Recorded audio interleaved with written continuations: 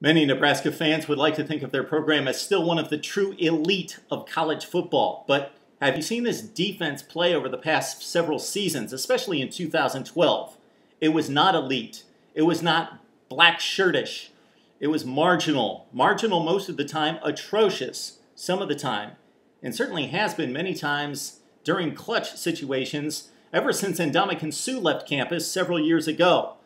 It's kind of strange because at that time, remember, the Nebraska defense was one of the top 5 or 10 in the country. Remember the Big 12 championship game against Colt McCoy and that Texas high-powered offense? 13 points, and that was with no help from the offense. The offense was putrid. The defense has taken a nosedive. The offense has taken off. So, Nebraska fans, think good thoughts because we're going to look at the bright side. And we're going to look at the bright side because we're running down the top offenses in college football here on Mark Rogers TV. We've looked at Georgia and Alabama out of the SEC, Clemson, and also Oregon out west. Now we take a look at the Big Ten's Nebraska Cornhuskers. And, of course, it starts with your quarterback, Taylor Martinez. 39 career starts. He will never look pretty delivering the football. He's awkward. He's got that strange motion, but he's gotten so much better throwing the football. 2,900 yards passing last season, 23 touchdowns, 12 picks. He raised the completion percentage from 56 to 62%. I think that is due to a lot of hard work on the mechanics and the footwork and the delivery. Again, not Tom Brady or Peyton Manning. This is Taylor Martinez, and he is at his best when he's on the run in the open field. When the play breaks down or when it's called for designed run, 1,000-plus yards rushing, 10 touchdowns. He's elusive and quick in the open field, but he's not a real big guy.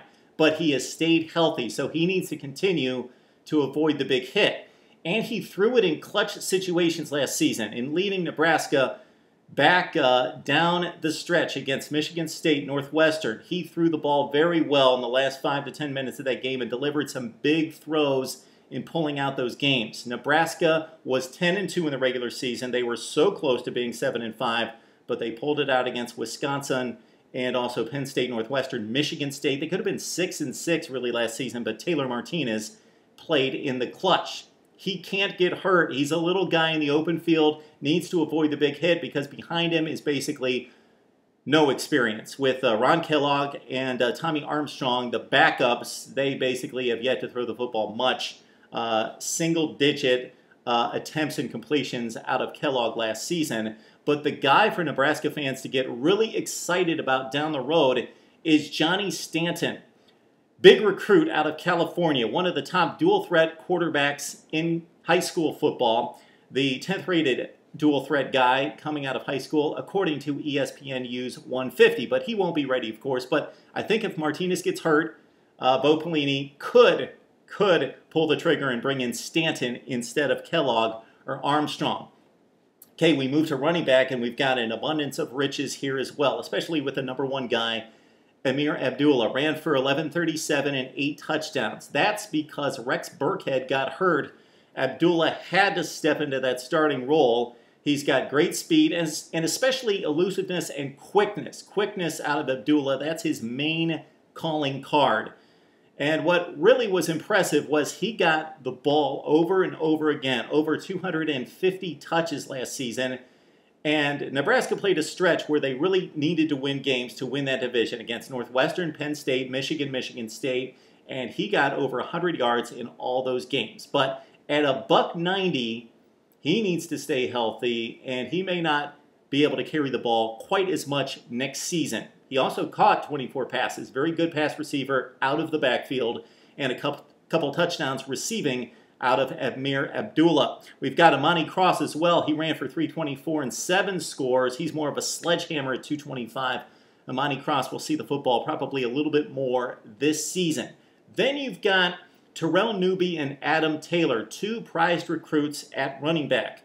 Newby, the 31st rated running back by ESPNU's 150 coming out of high school. He's the speedster. Taylor is the bulldozer, more power at about 25 more pounds than Newby. He was the 35th rated running back by ESPNU's 150.